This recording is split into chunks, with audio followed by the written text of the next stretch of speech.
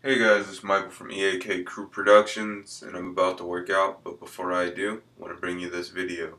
So, as most of you know, YCS Seattle just happened, and, well, in Sectors 1, Merle Atlanteans came in second place, and this is the deck list for the Merle Atlantean, except for -1 card. I can't remember what it was, but I thought 43 was a little much, so I lowered it to 42, and I decided to test this deck out just because I was playing Atlanteans like the week before the YCS, and every single time I played them I was always like, man, I really wish I had more back row, because like I literally had like two trap cards in my deck, and it was just two Abyss Sphere, and it was really annoying. Like, it was good because every time they flipped MST it was always a plus, but like sometimes they would have to set MST and then they hit your Abyss Sphere and you couldn't even chain, and it was just kind of like, oh, okay, cool. Even though it did make cards in their deck dead, but his version's got more traps, and I gotta say I love it because of it. But let's just go over the list real quick. So, two Abyss Spike, great card.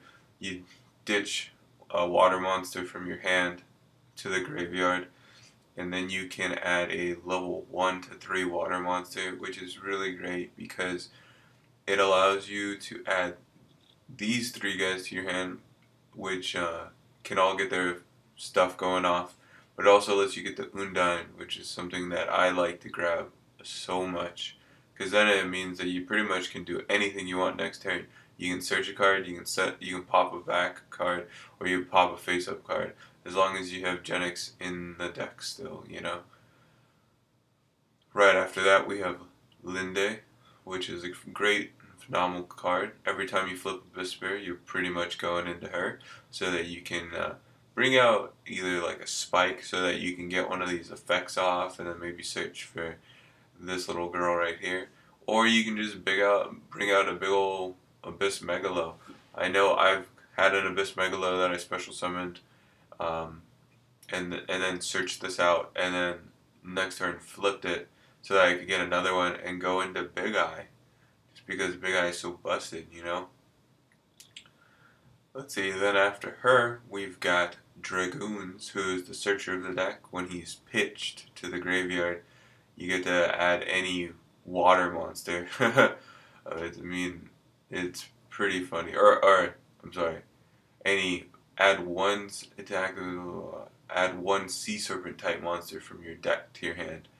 So it's pretty broken. Obviously not every single card is sea serpent, but I mean, come on, bro. Like, all the ones that you're gonna search. This guy, Sea Serpent, this chick, and then all these Atlanteans are Sea Serpents. So, even Megalo is a Sea Serpent. If only Diva was, or Undine. If only Undine was, that would be ridiculous.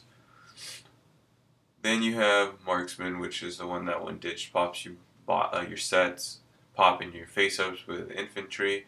And infantry also lets you do an additional normal summon of a sea serpent. That's good to remember because you can go him and then summon Diva and then play this from your hand. Or you can go into Diva to get that and then play this one from your hand. So, really good. Oh, I'm sorry, you summon this one, then play Diva, special summon that, or special summon the boom, and then boom. So there you go. You have 3 Abyss Megalo. I like running 3 of him. Or, I'm sorry. I kept it at 3 because, like I said, I did cut it down 1 card in his deck just because I didn't want to run 43 on principle. But I like the idea of running 3 just because you have 3 Abyss Sphere, which means you can go into all 3 of him without even having to use his effect of dumping, like, to special summon himself. But I think he's just a well-rounded card. The fact that he can be brought out from your hand, can't be stopped by Thunder King, beats over Thunder King so you can start doing some other stuff. And then special summon by Linde, crazy stuff, crazy stuff. And I'll get into another card that helps out with him too. Munglacia, great stuff, great stuff. We all know what it does. I'm not even going to go over this guy. Come on, like this card too. 3 Undine, great card, searches anything, grabs anything. Genix, and then he ran a Trag, which is pretty standard this format. A lot of people run 2, but he ran 1. He ran 1 salvage and 1 pot avarice, which I can completely agree with because it's what I was doing in my builds as well. Trinity, 2 MST, I can also agree with that. Soul Taker, I didn't even think about running this card, but you know what? It's useful.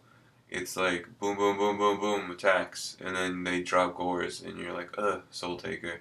And then they drop Trag, and you're like, ugh, Soul Taker. You know? So, it'd be cool if it was a quick play, but hey. And 3 Abyss Spear, because, yeah, it does nuts for you. 2 Torrential, because it's like with Mermals, you can commit a lot to the board, but a lot of the time you're just setting a Linde too. So let them overcommit and then blow up the field and then get a Megalo. 2 Mirror Force, because like a lot of people don't even see traps in this deck coming at you. So like they'll just run right into it thinking all you have is an Abyss Spear and maybe you'll flip for a Linde. But they're like, oh, I have 2,500 monsters, it don't matter. You know, so destroy it. And then Warning, he ran just 1. It's pretty cool. I like it at 1. Running it at 2 would get me to 43, and I don't want that. And then the Starlight Road, because like I said, a lot of time you can just be setting a Linde, but after that, like, you really can commit a lot of cards to the board. Like 3. But all you need is 2 with Starlight Road, so, you know, it's good. And then, this isn't his side deck, this is just the side deck I threw together, like, in 2 minutes because my friend wanted the duel, and then I realized he wanted the duel a match, so I was like, alright. Which I won, by the way. He's playing wind up, so I just decided goes in. So I put it in 2 imps. We're just gonna go over this because they're good. You know what? Nah. This isn't his extra deck, even though I do believe the synchros are pretty close to his extra deck. To tell you the truth, this is just the extra deck of Roma Atlantean build that I had. He had a Gachi in his extra deck, which was pretty good. And then, because, you know, I can run OCG cards, the Bahumut, which is TCG, but this one right here is not. What you do is you go into a Bahumut, and you can do it by, like, an Abyss Spike and a Dragoons, which is, like, the best way of going into it. Not 2 spikes. I mean, you can, it's just, Dragoons is better. So you can go into Bahamut Shark. And so Bahamut Shark says he's blah blah blah, discard rank 3. So you can either go into this guy or this guy. But the cool thing about Bahamut Shark is that if you read his card, he cannot attack for the rest of the turn, which means you can attack before and then use his effect after the battle phase. And what you do is you detach the Dragoons, which lets you get a free search for almost any card in your entire deck. And then you special summon this chick, and you can decide to special summon her in attack or defense.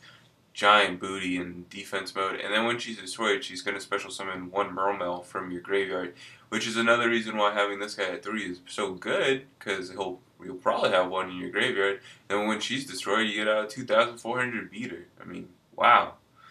Free, you know? Personally, there's another one. He's got 2,700 attack. He's just like a Bismegalo, but you discard 3. And once that card comes out, probably running 2 of him and then 1 of the 2,700 one. So, that's interesting. Oh yeah, I just want to go over Debunk real quick, just because it's right there. You know what? No, just know that I'm going to go over Debunk in the future, because it's a great card, and Dark Worlds are going to love it, and so is this deck. So, peace. That's Mike from EAKCrewProductions. Subscribe.